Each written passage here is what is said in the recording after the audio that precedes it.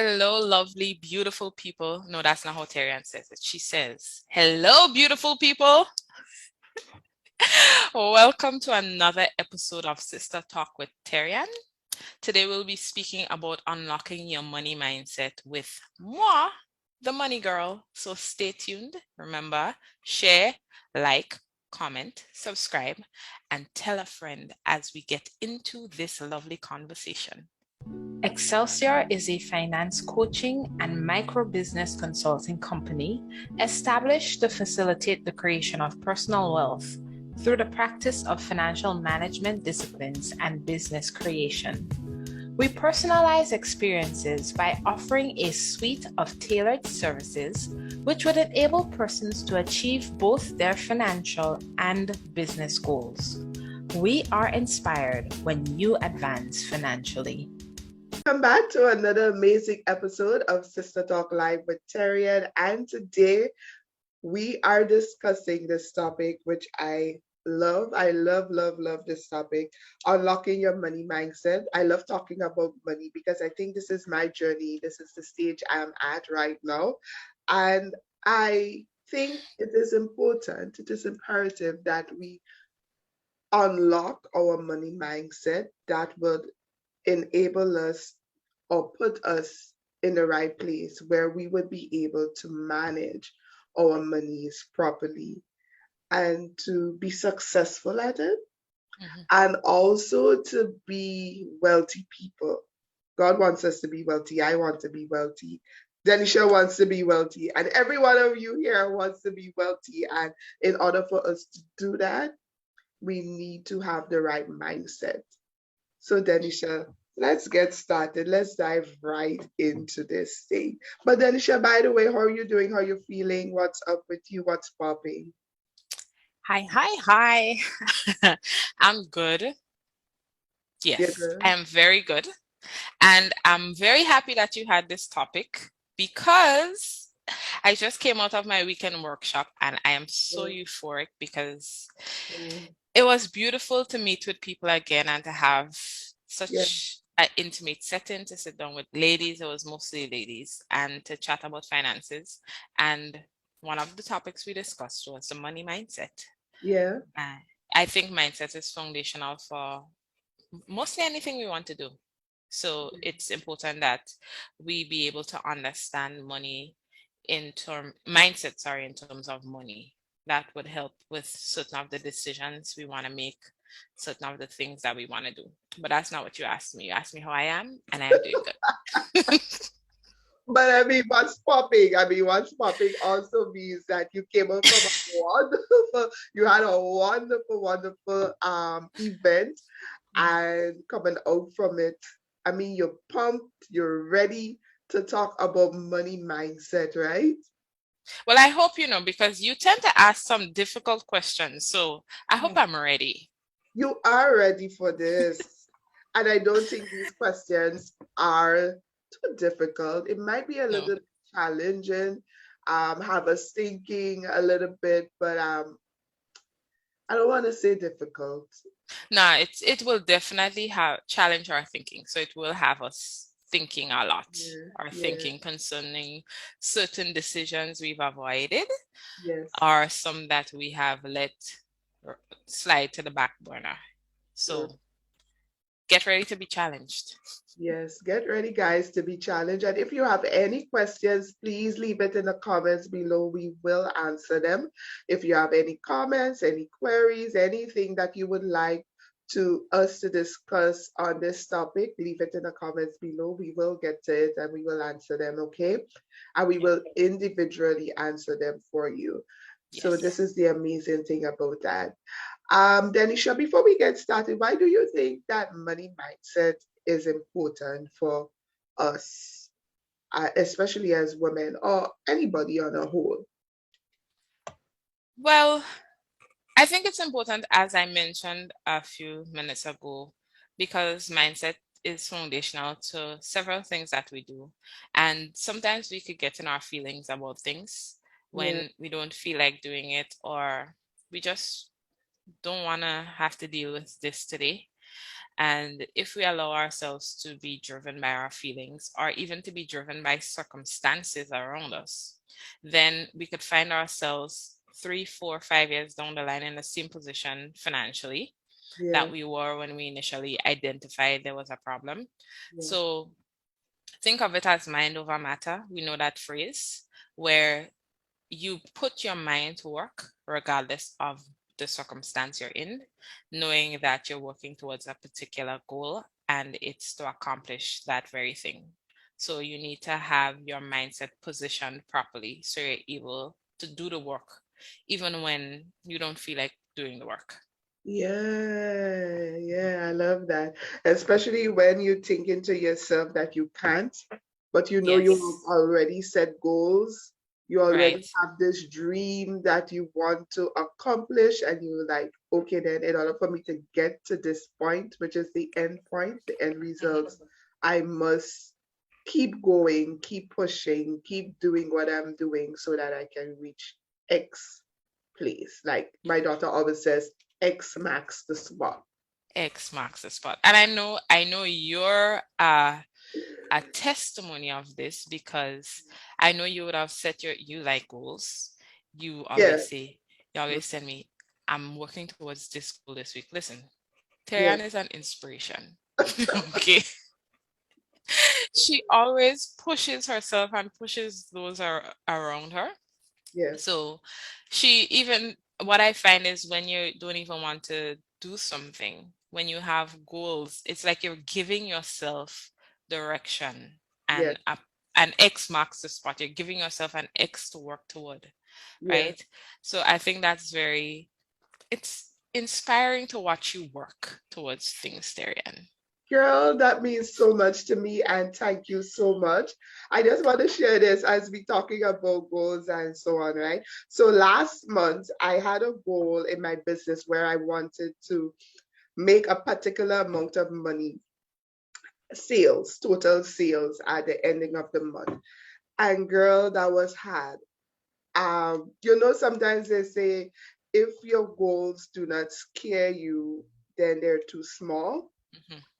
And the goal it was manageable because the previous month I was able to meet a certain point. I was able to meet not the goal, but a Hmm. particular point. I reached a point where it was like, okay, Terry, and you can do this. So you can do more to get more.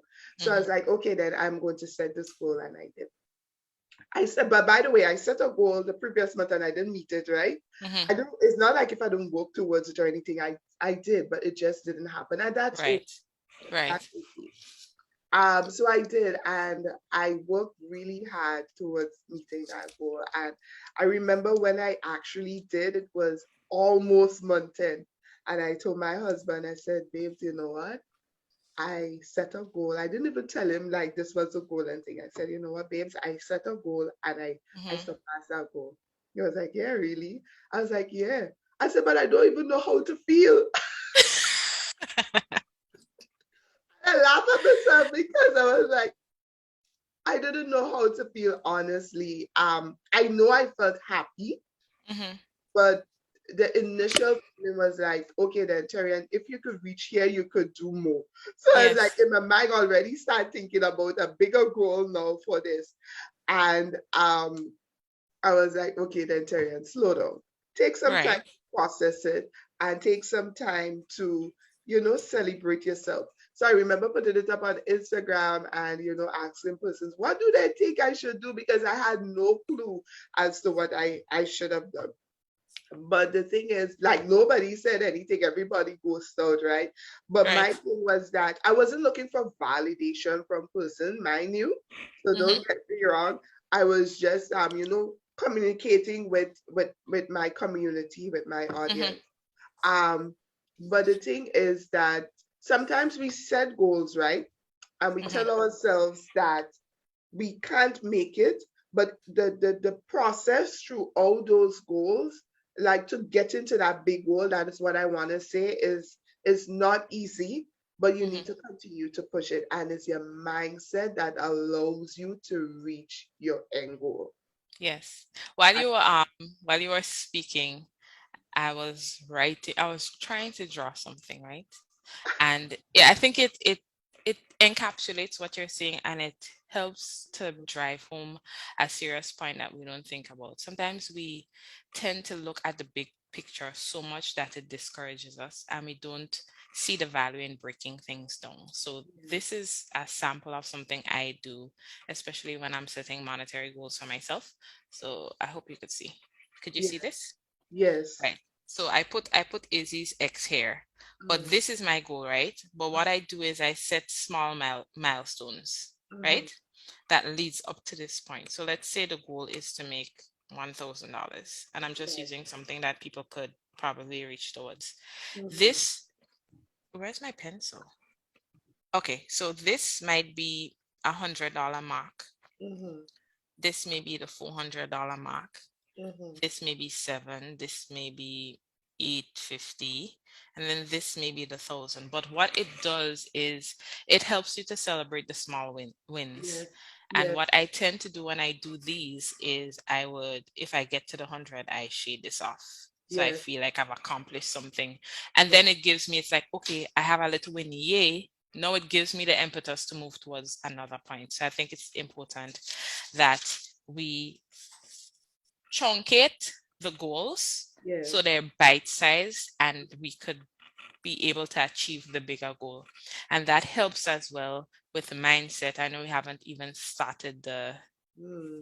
core of the discussion, but it helps with mindset that even when we know there's a particular place we want to go, we break it up into pieces. So we know probably a little bit too stingy where Mm-hmm. finances are concerned.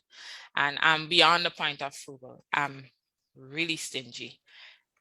I may set a goal that I release myself from hoarding so much, but it may begin by saying, okay, as opposed to saving to the point where I'm starving, let me decrease my savings a little bit so I could be a little bit more comfortable. Or Yes, it may be a case where I spend too much and I decide, let me stop shopping on Shein so much with these orders. All right. yes, yes. And let me take $100 that I probably would have spent shopping and Mm. put it into a savings account, as opposed to just making a big goal of this month I'm saving $1,000, which you probably won't do. True. So you chop it up into small pieces and that helps. And what that does is it conditions your mind to think more strategically, where Mm. you're not doing things out of impulse, but you're planning. Yeah. So just think about I like to use exercise. I remember when I used to dance, when I just started, we would go to classes, Terrian, for 3 months, and every week we do this thing they call body conditioning. But to me, that seemed like Pilates and it was exercise, and I mean, I enjoyed it because I enjoyed those type of exercises, Right. but that wasn't dancing. That was exercising. Yeah. But what they would do at the end of the class, they would put a little dance at the end. And at the end of the semester, when we were working towards a show or something, dancing was so easy because our bodies were conditioned. So when the dance moves came out, like each dance step we had to do, it was easy because our body had gotten to a place where it could manage the Ah, dance steps. So we were training our body. So when they said to do something, and even in the conditioning parts of it, when we would think about a sit up, and they would tell us, no, don't just sit up, use your core. And it's like, use my core, it's just a sit up. But it trains your body now to tell your legs when you're lifting, don't just lift using your leg muscle, but get your abs to engage as well. So when the dance came about, if you had started dancing 3 months earlier, you would be breathing short. But mm, now that your body has been conditioned, you have stamina to endure a whole energetic routine. And it didn't seem like it was applicable at the time, but I thought it was an interesting strategy that you condition your body because there's a goal you're trying to achieve. Think of the money mindset that way. You're conditioning your mind to achieve a specific goal. So you don't just start at the top, you work your way up to it gradually. I love that. Yeah. That is so practical. And I Yep. love the fact that you did a tracker I call them trackers because I have a few of them.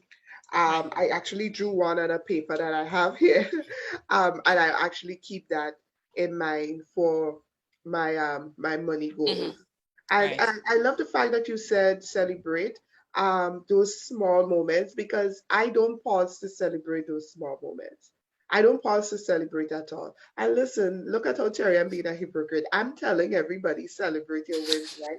When it comes to me, it seems as if, Lord, what can I do to what it is that I like, that I would enjoy, that would allow me to feel celebrated or to be celebrated or to celebrate, right? And then sometimes, well, for me, I'm just sharing, guys. Sometimes for me, at the point where I'm at now, because I'm on this financial journey, there are things that I would want to do and I can't afford to do it yet because I am not at that place where I want to. So, for instance, my version of celebration is like, oh, well, I can just pack and go away for a weekend. That's my version of celebration. I can't do Hmm. that yet. So, I would have to look at something much smaller to do in order to celebrate, right? But go ahead and celebrate your small wins. It would encourage you and motivate you to keep going. Something that can help you have me laughing, is to think about the the emotion that you feel when you travel, and Yeah. try to find an event that's local that gives you that same feeling. Girl, you can find that here? Of course you can. Of course you can. It may be, so for example, when I do staycations, let me tell you what draws me. I like to be in places where it's very tranquil. It's just peaceful and quiet. I could hear the birds, I could hear the wind blowing through the trees. Now, if there's an occasion that I feel like I want to staycation, it's not necessarily that I want to go in a hotel. It may be that I'm looking for that feeling. So I may rent a beach chair and just go chill on the beach. It Right, gives me the same feeling right. without having to. So sometimes it may help to Yeah, figure out what it is you're actually trying to feel by going on a vacation when you can't, and do something that doesn't break the bank that gives you the same feeling. yeah. Yeah. I'll just save towards it and just enjoy the move. Or just save towards it. Terrian is like, yeah, Denisha, I hear you, but no, I really want to go, so I'm a save. Yeah, but no, that's a very good idea, and I love the beach, right? So, actually going on the beach is something I could actually do to celebrate. I Mhm. love the beach. I love those. I love nature. I love hiking as well. So maybe Right. these are just some of the things that I could do. I'm saying Probably. that, but then it's like, oh shoot, can I really do that? Do I want to Yeah, do you can. so but yeah, I'll be doing a lot of things I said I love to do. I'm actually being intentional about doing them this year, and that's a mindset thing, right? Yes. That's a Hmm. mindset. And why it is a mindset and a money mindset is that sometimes we think we have to have a lot of money to do things. Hmm. I'm unlocking that. Yes, I'm unlocking that, and I have to thank Denisha for that. Denisha, Hmm. thank you very much publicly and openly. Thank you very much for that. But we don't really and truly, we don't have to have a lot of money to do the things that we really love and Hmm. cherish the most. So Right. let's dive into this conversation. How can we transform our money mindset from a place of lack and limitation to a place of prosperity? How can we do that? Okay. Okay. So it's mindset. Sometimes our mind tells us things that are not true. Yes, So there are people who aim to make six figures a year because in their mind that is the pinnacle of success. But in making the six figures a year, their expenses are seven figures a year. Do you think that person is financially successful? If you nah, look at it just from the income side, it may seem so. But when you do the net analysis of it, they really aren't. So, limitation is a mindset. I have known people who have positive net flows and they're not happy financially. And I've known people with smaller positive net flows who are extremely happy. So it's a mindset. So the first thing that I think needs to be done is you need to do a financial wellness check. You do an assessment of yourself, and that begins with asking yourself certain questions. So let me just give this some pretext.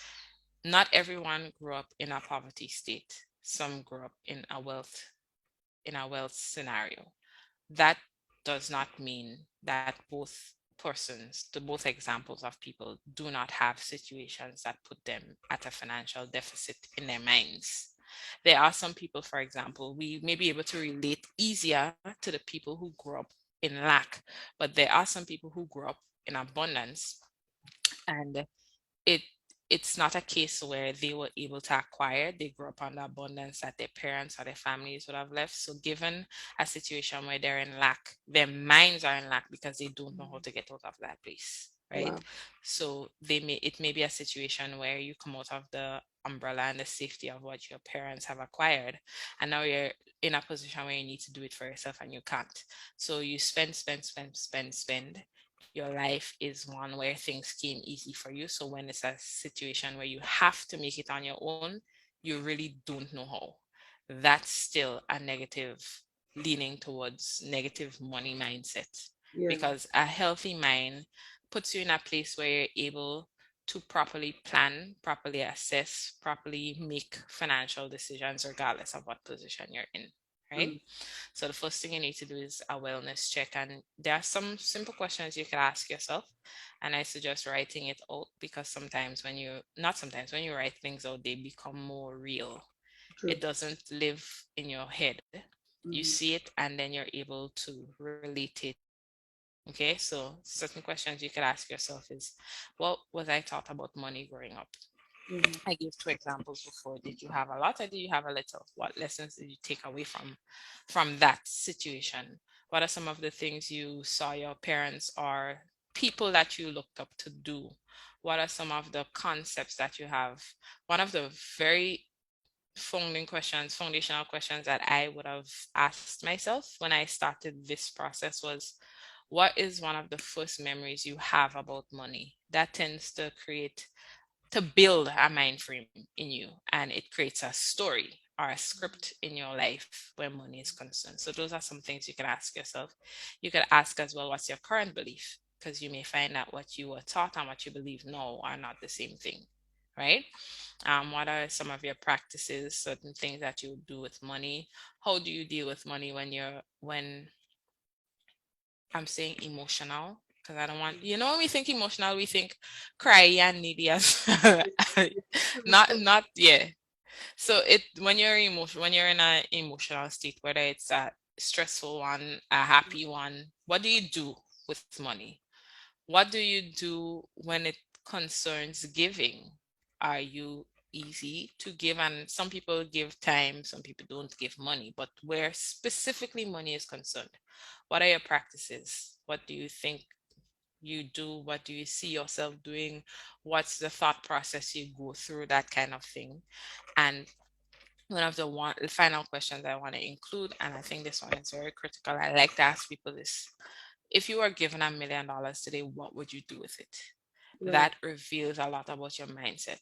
There are some people who would save it all. There are some people who would go and pay off their debt and then go on a vacation. But it's very telling Mm-hmm. what your mind says when you answer that question, What right? would you do if you got $1 million? Oh, I would split it up. And we're going way off. I have a rule I'm trying to apply consistently to my life. I'm not going to tell you it's always easy, but Mm-hmm. it's the 50-30-20 rule, where 50 goes towards my needs and wants, 30% goes towards investment, and 20% goes to savings, right? Mm-hmm. So, and that's my rule for those financial people out there. I know that's not how the rule was originally applied, but that's how I do it, right? So I would, if under the needs and wants category, I'm going to take care of stuff that I need and want, put aside for Right. a rainy day. The 30%, I am going to invest it. And instead of saving the 20, I'm going to try to apply 20% of that towards debt. Right. Yeah. So I thought I was going to hear you say take out of the 50% to put towards debt, but why yeah. did you not do that with the 50%? Because, and I may even switch it and I may invest most of it because I believe in living for today as well as living for tomorrow, right? Exactly. Not put yourself in a position where your mindset dictates how you live now. And Mm-hmm. if that's what we do, then it's a case where we're living from the past, Mm-hmm. right? So I believe in living, enjoying life now, and then ensuring that my future is secure to enjoy life then. Exactly. So I think of debt as living in the past, and that's not what I want to do because why do I say that? Debt is a situation where you would have spent money in the past for something that you enjoyed back then. So let me rephrase that. You would have taken out a debt for something you enjoyed in the past, but you're still paying for it today.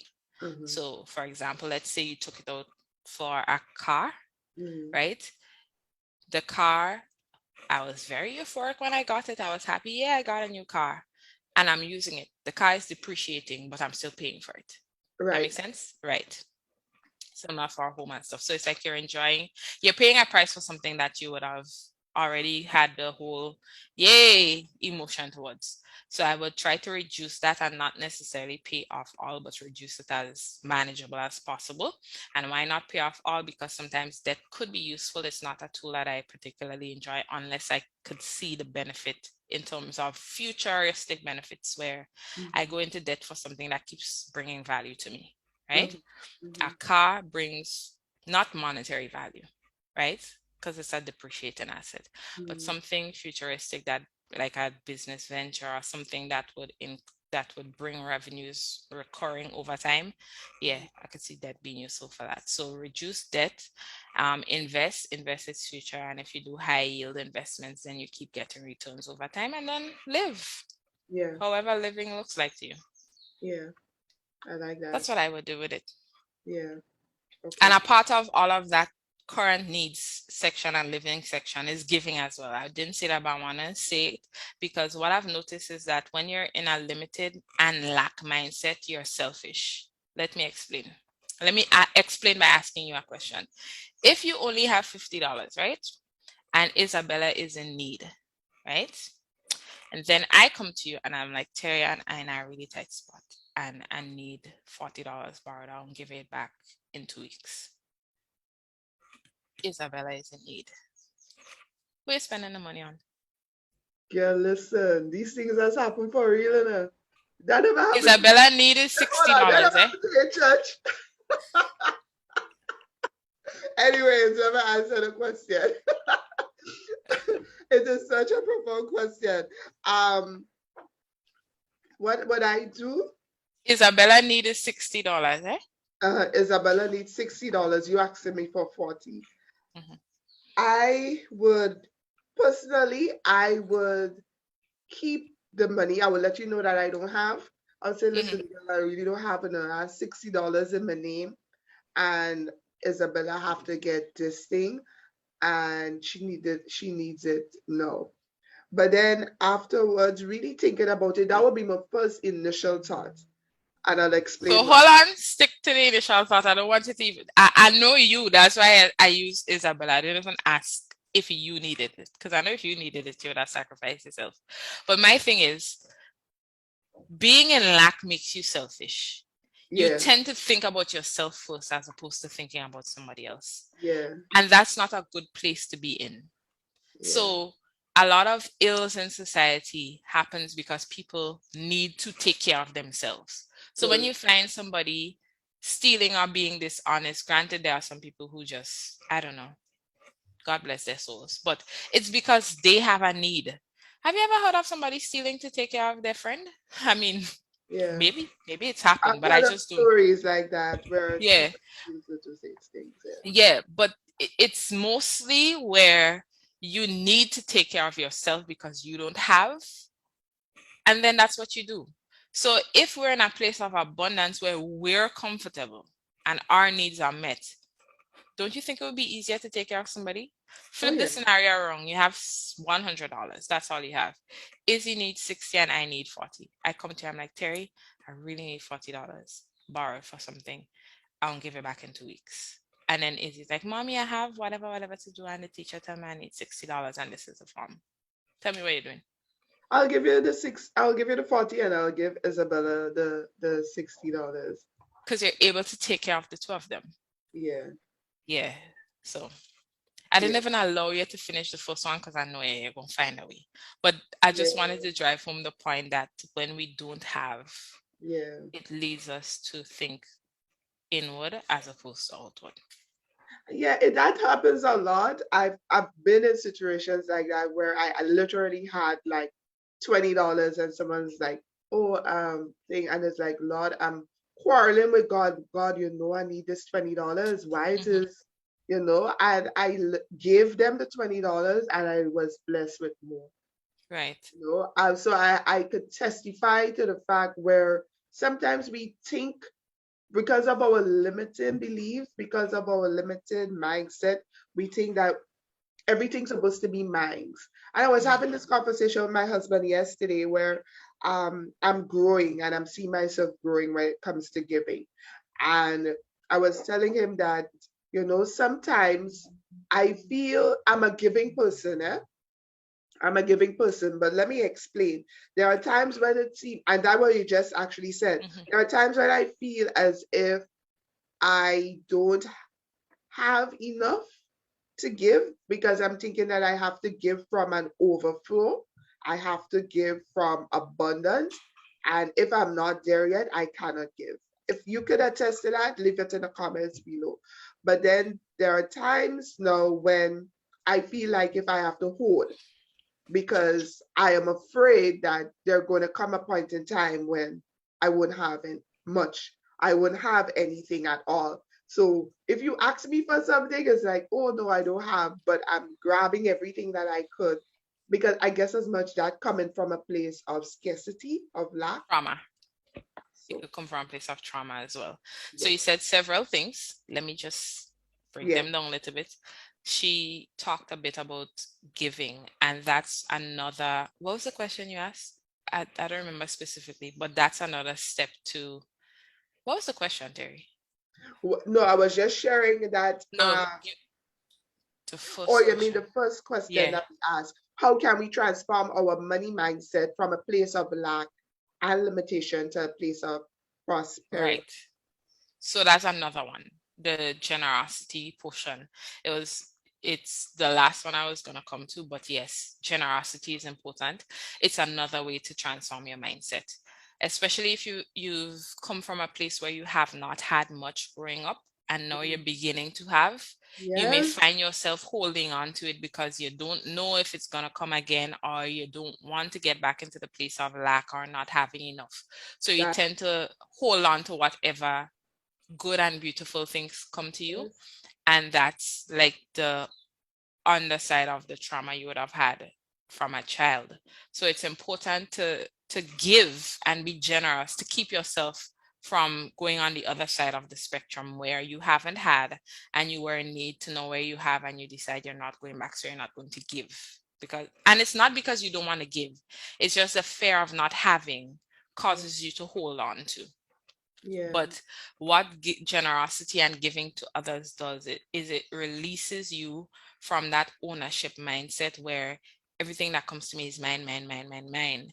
And yeah, it helps you to be more empathetic yeah, and generous and giving and loving towards others, where, as I always say, closed hands can't accept anything. If your hand is closed, you don't have the capacity to receive anything else. yeah, And as Terrieann would have mentioned a few minutes ago, that she has found when she gives, she gets back. And it's her principle. Those who give, they receive. So generosity helps you now to break mindsets that you would have had. And if you look at people, especially businesses, which are very successful in terms of finances and very profitable, they give a lot. They give to charities, they give to needy people, they have foundations that give, right? mm, So generosity is another way to challenge the mindset of lack and scarcity. yeah. But also in that, I just want to add this point that, don't be a walkover or don't allow people to think that you are a walkover because of your generosity. Yes. Balance is important Balance is because important. sometimes you could Wisdom feel is es- important. and it especially if you're a giver, you could find yourself in positions where you feel obligated to give somebody even if you don't really want to, Yes. right? And I think people have a tendency to sense who these people are, and people like that can be taken advantage of. So I want to mention that I don't want you to be greedy or hoarding or holding on to things, but at the same time I don't want you to be put in a position where you feel obligated to give when in a sound mind you know it's not the best decision for you right now. Everything is about decision, everything requires balance. And I'm not saying if you have $100 give away $100, although sometimes it happens. But if you're in need, you yourself, you're in a legitimate need, and somebody comes and propositions you to help them, you should be able to make a sound decision, having consulted all of your boundaries and your parameters and whatever it is, your financial plan and all of that. Then make a decision that, yes, you're in need and this is what I'm able to do. Don't feel compelled to. Have you ever noticed that there are stories, we've seen it in movies, where people win the lottery and they hide because they know people gonna just flock them and ask them for money and they don't Yes. know how to say no. Yep. It's your responsibility to take care of your finances and your life, right? Yep. So don't feel bad about telling people no, I'm not. Like I say again, don't be greedy, but Yeah. at the same time be able to be free to say Yeah. no when you have to. Yeah. Yeah. And giving is different from borrowing. Danisha, I don't know if you want to talk a little bit about that, but some people say, "Oh well, you could borrow me $100 and I'll give you back." I think that is a little bit different from if you give It is. It freely. really is. It is different.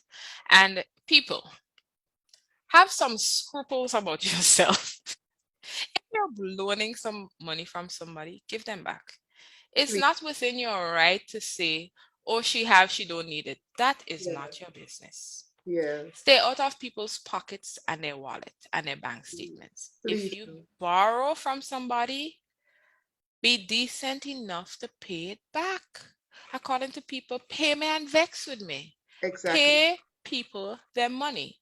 Yes. If you ask for it, make sure that there isn't a requirement to pay back. If you want it given to you, then ask for it to be given to you. We Please. need to be decent people and have some value system about us. Okay? I'm just saying, because I've seen this happen to people before, where Lord, you know people are this generous. No, it's this I'm is stepping really out of wrong. my professional set. It's disgusting to ask somebody to borrow you $200 and then you want to vex not to give them people back their money. Oh, Exactly.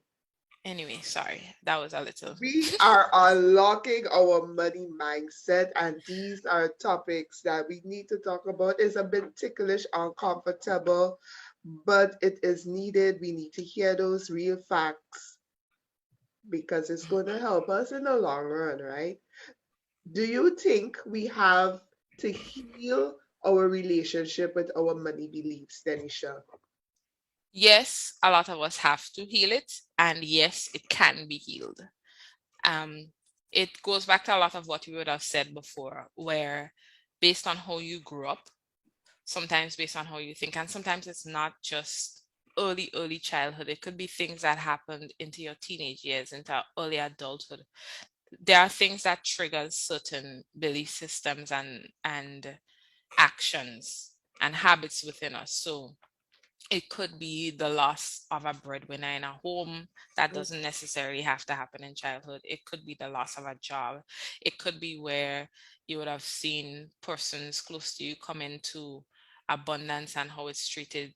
It could be death in the family where somebody dies and the way the aftermath of that loss is treated and dealt with, especially where people get so I don't even know what the word is, but they get out of character, or probably it's in character Yeah, after losses like deaths in families and stuff like that, and yeah, how they fight over land and yes. acquisitions and assets, and certain people looking on at these things, it tends to create certain mindsets and certain scripts and stories in your head when money is concerned, and it tends Mm, to cause you to create some boundaries that are probably not healthy where finances are concerned.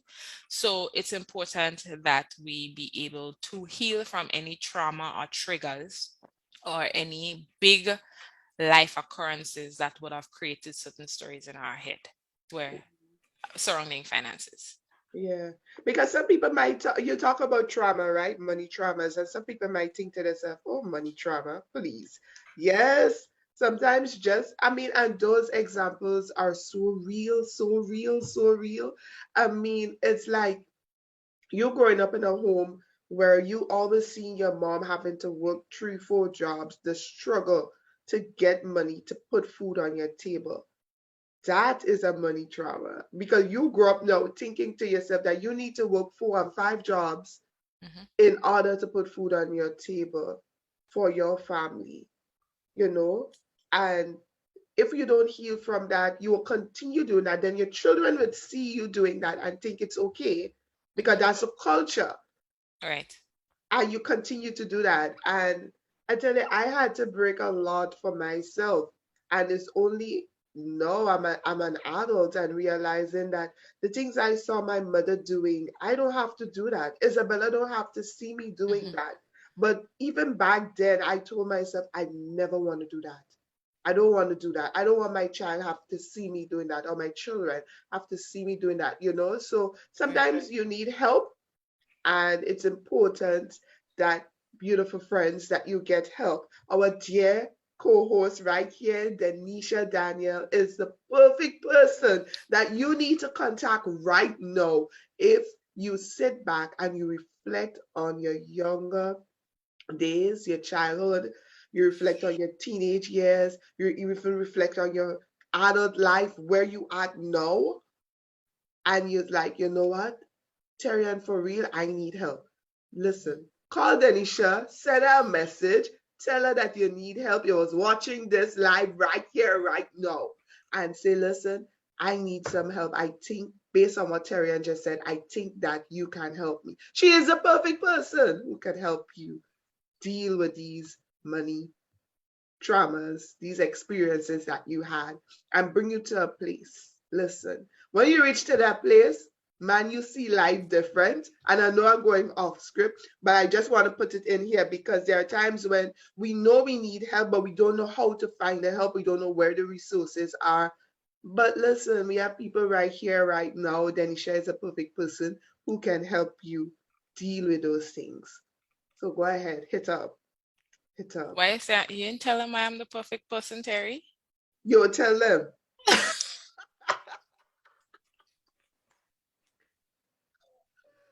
She's a perfect person because she helped me. She helped my husband and I move from a place of lack and limitation now to a place of prosperity. She has taught us how to manage our monies, how to budget, how to save. She has taught us so many things, How to guys. get out of debt. How to get up. Yes. Oh my God. That's a whole nother story. I need to actually come on and just share my testimony, right?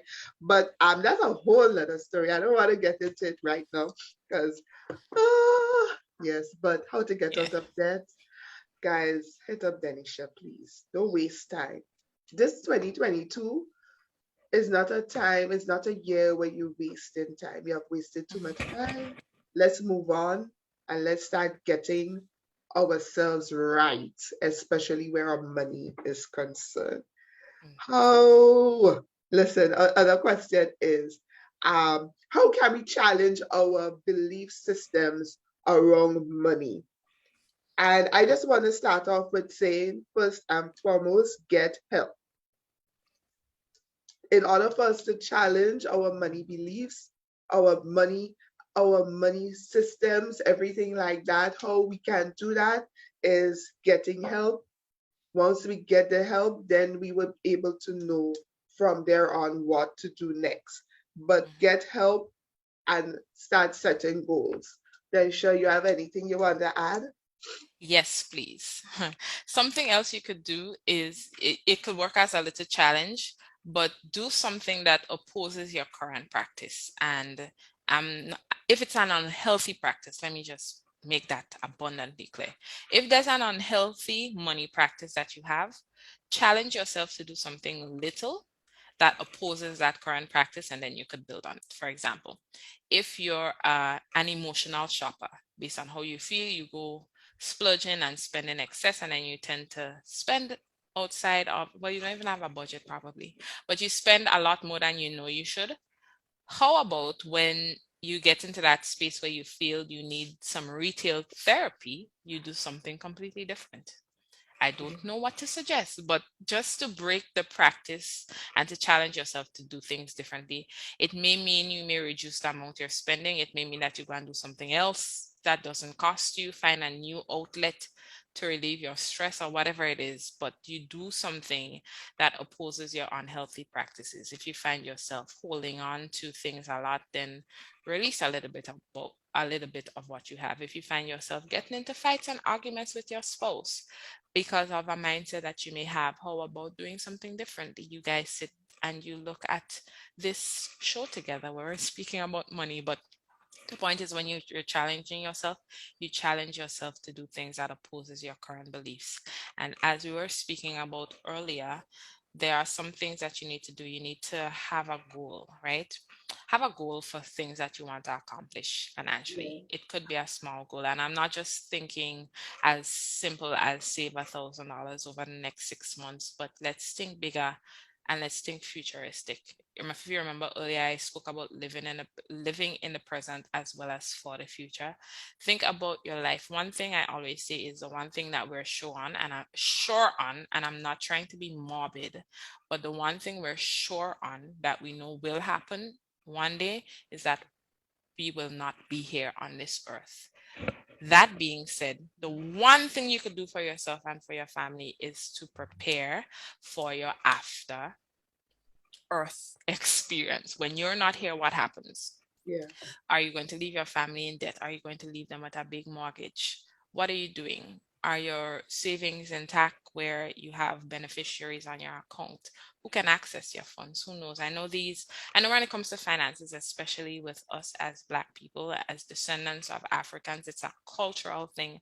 We're secretive with our money and for very valid reasons.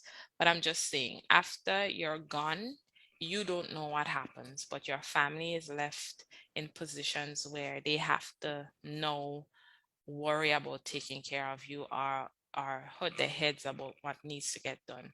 mm, It's a responsible action to have a plan for what happens to you after you die. Right. yeah, And I know it's not something we would like to think about, but think about when you've been in positions where you would have had family members who would have passed on and what that was like. If even if you were not directly involved in it, but looking on and how that would have affected the family. And think about you now being in that position and your family is doing the same thing. Did it bring a nice memory or a not so nice memory? yeah, Leave your affairs in order. Somebody was telling me last week that there was a whole scenario with DMX after he would have died. He did not have a financial portfolio. So it mm, was difficult for his family to access funds to get him taken care of. I don't know how it's true. That's what I was told. But I'm just saying, yeah, somebody of that stature who would have spoken how you would have spoken and done so many things for the community, it would have been expected that he would have left things better, but he didn't. So the story goes, don't let that be you. yeah, It's something you can do to challenge your belief system around money. We don't like to talk about death. We don't like to talk about death either, the owing people one. But take care of that. Put some plans and some actions in place that things could be taken care of you afterwards. And that's another way we could challenge our beliefs where money is concerned. yeah. That's so true. Budgeting is the next one as well. Budget your money. put every dollar somewhere.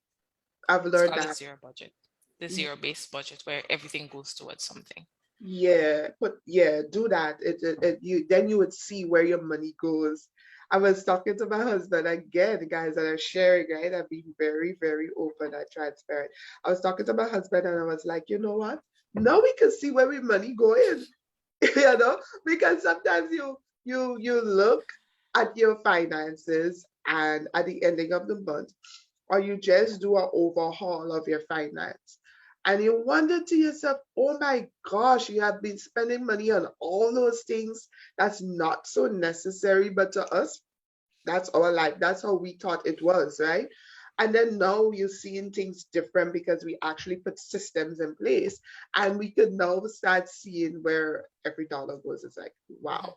Can you imagine this? Yeah. So we started since last year, right? Saving dollars, just dollars.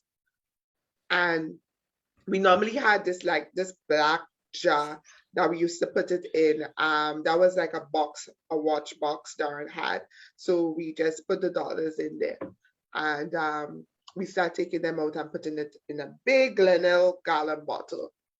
And I was like, I was looking at the bottle, it's growing slowly, right? And I was telling my husband, if we wasn't putting these dollars here, what do you think we would have done with it? He said, I don't know. I said, I think we would have been buying bread with that money because we normally used to take that money to buy bread. You know what I mean? So put systems in place, they'll help and you would actually see, you won't see it right away, but you would definitely see over time how your money grows for you, how your money works for you.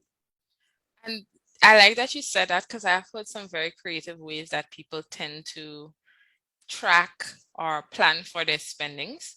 And a method somebody mentioned, it's popular now, but when they mentioned it, it wasn't, is the envelope method, where after you would have done your budget, you have certain envelopes, and there's an envelope for utilities, one for Yeah, groceries, one for, and when the envelope is empty, you're done.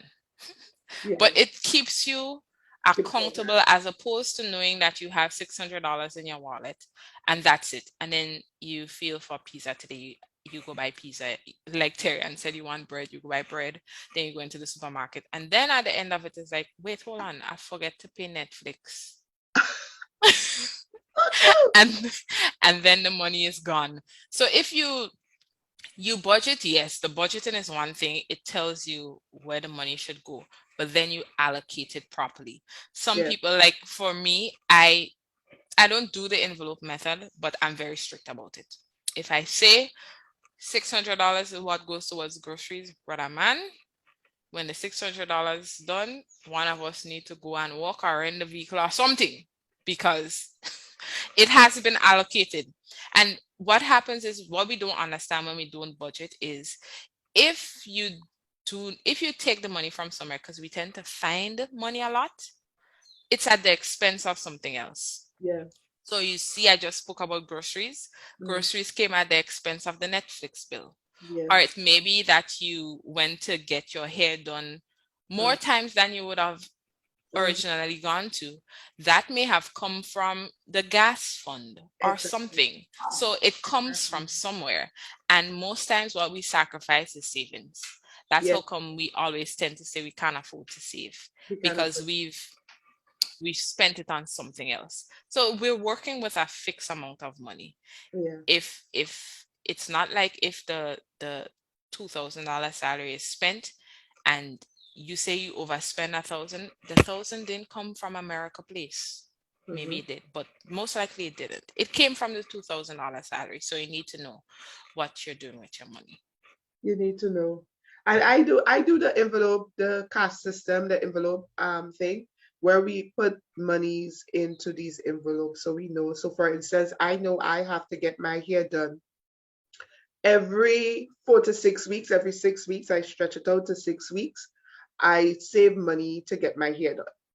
So I know every month we take out money for savings, just like you say for my hair or for Isabella's school fees. We take out Isabella's money for her school fees. So it makes it easier. It kind of feels uncomfortable at the beginning, but when you take out that money, like I remember the first time taking out the money to get my hair done, and I felt so happy. I kept thanking God because I didn't feel at a point where we felt pressured, where we had to take that money to go and get my hair done. You know, that kind of thing? Or we had to take that money to, or where we finding the money to pay Isabella's school fees. Mhm. So it just makes life easier for you when you know that you are saving for a particular thing. And when it reach X, as I said before, as we said before, X marks the spot, man. You feel so good that you had that money there waiting just for that time Mhm. where now you can actually pay a bill or you can buy something for yourself or you could Right. give. We're talking about being generous and giving. You can actually save for giving. So you don't have to Mhm. feel obligated that okay, then this person asked me and I really don't have and I'm feeling guilty and I really wanted to give, but I really don't have, but I really don't have. Save for giving. So every month you put aside $5, $10 and you say, this is my giving envelope.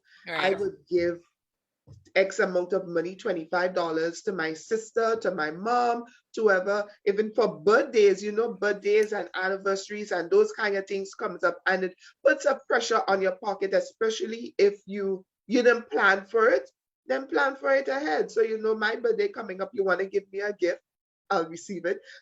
So you say, well, okay, then I'm saving for Terriann's birthday. For May, my birthday is in May, and I'll give her a nice gift.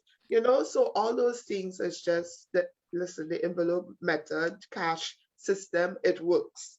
It works good.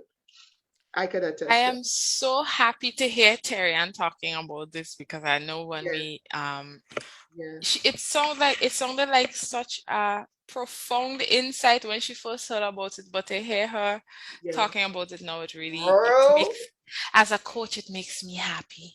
girl, girl, I am a living testimony. And I just want to pause again to say, guys, connect to Denisha. She's full of wisdom. And I'm not just saying this because she's a friend of mine, but I'm saying this like from a mentee, mentor, coachy coach. That guy was saying my husband and I could really attest of the great things she has done. She has literally turned our lives around in the matter of 3 months. 3 months we worked with you, Yeah, Denisha. we worked Yeah, for 3 months. and things started happening to us, to our lives, like immediately. Listen, I tell you, I'll share my testimony, right? Last discussion question. Last discussion question. What are some of the boundaries? What are some of the boundaries we need to create before changing our mindset about money? Well, I'm not sure if I would say before, but there's a lot of things that we would have mentioned throughout this whole discussion, and I like the budgeting one, right? But before, right? Before changing our mindset, there's a lot of knowledge that we need to gain, and it helps us in the change in mindset process Mm, because when we're grounded in a subject area and something comes up that's that's opposing to our beliefs, it tends to shake us and we get defensive because we want to defend the ground that we stand on. yeah, But sometimes it may not be true. So we need to be open to hearing alternative perspectives on the mm, things that we believe. Being open to it doesn't necessarily mean that you'll be accepting of it, but be open to hearing it just in case what you believe may not be true, yeah, right? And sometimes it's not a case where the knowledge or the new concepts that are coming at you is to discredit your current belief, but it could just mean a shift or a value added to what you currently believe. Okay. So that helps a lot to be able to to be open to learning new things or different perspectives, especially on money, right? There's a wealth of knowledge available. If you don't want to learn, as Terrian said, you could get help from somebody who already knows. But we live in an information age where things are at the end of our fingertips. We type it in our phones. Our phones are always with us. We get on a computer. We look at Netflix. There's a show on Netflix that I like. If you guys have not seen it yet, it's called The Smart Money Woman. Oh If it's yeah. something that you're Oh, interested in, so what that? Oh, that's if you're into entertainment, this show teaches you about money while you're being entertained. Okay. yeah, So surround yourself with knowledge. There's lots of things that you learn, and then there are simple principles that you could put in place. And why boundaries, I like that you termed it as boundaries, Terrian, is because think about guardrails on the side of the road, especially where we have precipice, cliffs, and dangerous road hazards, and they have the guardrails. What those do is they prevent you from death, destruction, damages, any crisis or catastrophes that may happen on the roadside. So you won't just look at the guardrail and go drive into it, okay? But for one, the guardrail alerts you that there's something dangerous on the other side. yeah, That's the first thing. The second thing the guardrail does is it protects you, that if you ever do get into such a catastrophic event, that it prevents you from going over yeah, the cliff, right? So mm, think about it like that. When you set up boundaries for in your finances, it protects you. So one, it alerts you that there's something here if you cross it that mm, could be catastrophic. Or two, if it's a place, if it's a position where you get out of control, then the guardrails prevent you from going over the edge, mm, right? So one of the things that I think is very critical that could help us as a boundary is an emergency fund, yeah, where you have a certain amount of savings set aside that should something in your financial life go awry, there's money there to protect you while you rebuild yourself, yeah, right? A budget is another guardrail or another boundary that helps you, in that it tells you this is where you could go and you can go no further. yes, Okay. yes, But in the eventuality that you go off budget, which sometimes happen, you yeah, have your funds set aside for it. Okay. We have core values as well. That's something that helps, because what I've learned over time is that if your goals and core values go hand in hand, if your goals are not aligned to your value system, you wouldn't stick to it. mm, So Terrian says that she likes to travel. If Terrian likes to travel to Spanish countries, whereas I like to travel to destination locations, which are more Caribbean based, I may not enjoy a Spanish speaking Spain, yeah, right? But Terrian me now trying to save up to go to Spain, I would not enjoy it as I would going yeah, to Mexico. yeah, You understand? So it needs to be aligned to your value system. And that was just a very bootleg example, but I'm just saying, do something that is aligned to your value system. yeah, If part of your value system is not giving, as Terrian is generous, and when I say not giving, I don't want you to feel guilty. There are some people, like I've had to help somebody one time set up a budget because they give too much. mm, And that's the truth. They would have, when I looked at it, and they were in enormous debt. And I'm like, I don't understand why you're in so much debt.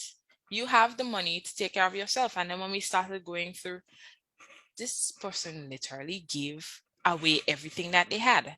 They're givers. Okay. So we had to set up boundaries so that she knows when you've given away this amount for the month, that's it. Cut yourself off, because there's some stuff you need to take care of. And it wasn't being selfish. mm, It was that her debt was going up by 16% every month while she was giving everything to everybody else, right? So you have to sometimes create some boundaries. And part of her value system was generosity. But on the flip side, she was ending up in enormous debt for yeah, no reason. So we yeah, had to create, so I had to put her on a plan where you're allowed to give. So you feel you're able to execute your core value system, but at the same time you're taking care of your finances, because you don't want that somebody else has to come and do this. So these things could help, and in working them out and executing them and taking deliberate action to getting these things done, it helps transform your mindset to a place of abundance as opposed to lack, or living on the edge or living in survival mode all the time. It puts you in a position now where your platform to have and to live comfortably and not always be on survival mode, where you have to find this now because it's needed. And oh my God, I need $600 more, that kind of thing. It kind of stabilizes you a bit. Yeah, I love that. Great Mhm. communication. I just wanted to add great communication also is a boundary. Have that communication with your immediate family, your family, your household. Say, this is what we're doing. So at least nobody is caught off guard that when groceries run out or milk run out and it's like, where the money to buy the milk? Yeah, That kind of thing. So have that communication. that's important. Husband, wife have that communication. Children have it with children. When Isabella snacks runs out, Isabella, if you eat all the snacks, no more snacks for the rest of the week, or no more snacks for the rest of the month, because this is the snacks that we have gotten you for the rest of the month. That kind of thing. So she understands that when she comes home in the afternoon, she cannot be eating five and six snacks. Mhm.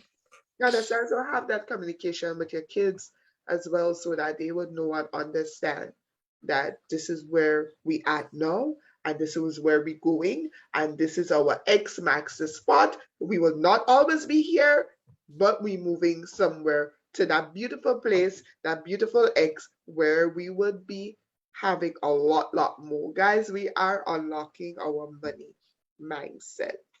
I think Denisha? we need to feature Isabella.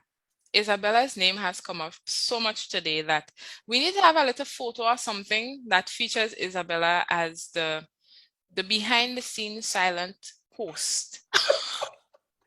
She would love that. She would love It that. marks the spot. X Okay? marks the spot. Yes. Yeah. So that was beautiful. This was a really nice conversation, Terry. Yeah, I love it.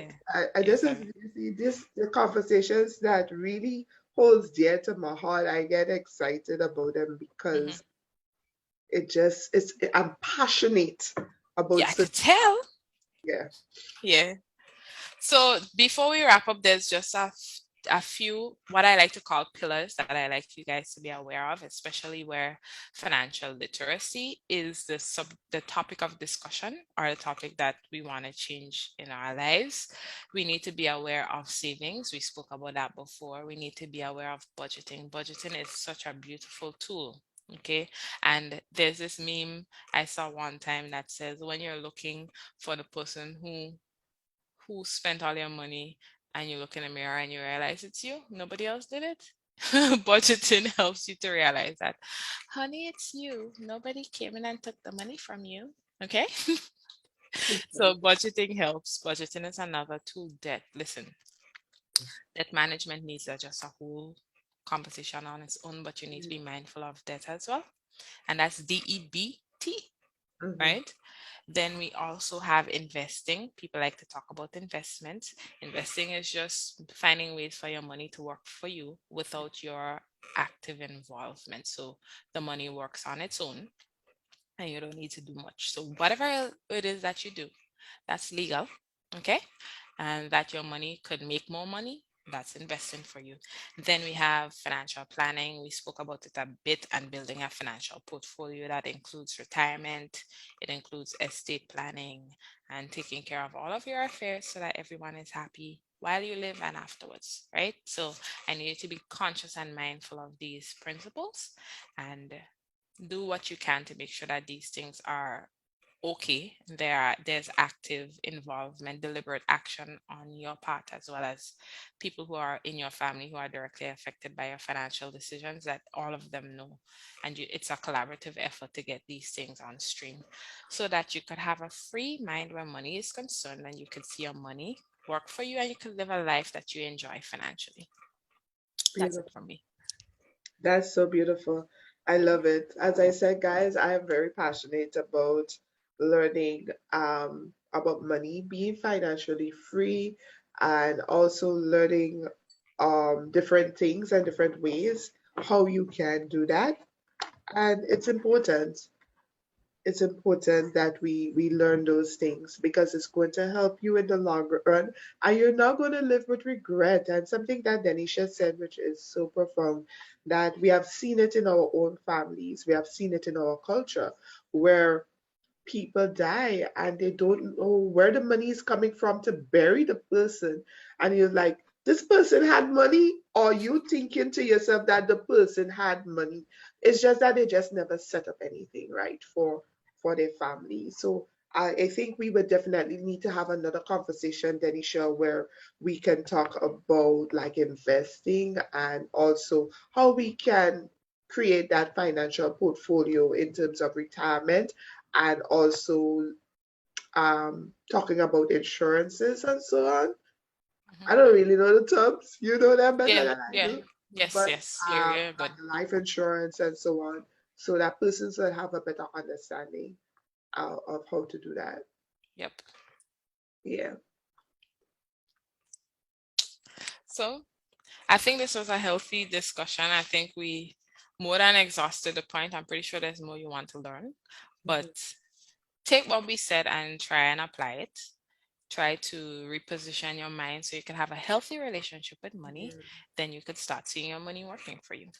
Yeah, yeah. Mhm. And if you're confused about what all we spoke about, you just have some people, yes, they're hearing you, but they really need. I'm the type of person, I'm not sure about you, but I'm the Mhm. type of person, I'll look at something, I'll watch it again, I'll listen to it, but I just need to be practical. I need practicality in my life. Right. I need Right. to know that I could get this. I need to have somebody working along with me, or I need to, if that is you, hit up Denisha. Like I said, I've been saying that throughout of this conversation. Hit her up, let her know where you stand, where you at, and she'll work with you from. She'll take you back to bring you forward. Let's just see. And Mhm. she is going to, when she bring you forward, you will be in the right place. You'll be where you need to be. Sometimes Right. we'll say, I am where I need. No, you at this point in your life, you're not, especially where it comes to your money, if you know that you're in a place where you're not well, I want to say that, Isha, you're not where you need to be. You're not where you Because need to be. that you're not where you need to be because of your money situation, right? So Denisha will bring you to that place where you need to be. So guys, we just want to say thank you so much for being here with us, for spending this time. We appreciate you very much. And we just want to say we love you and have a blessed rest of the afternoon, and also have a blessed week. Bye Bye. bye.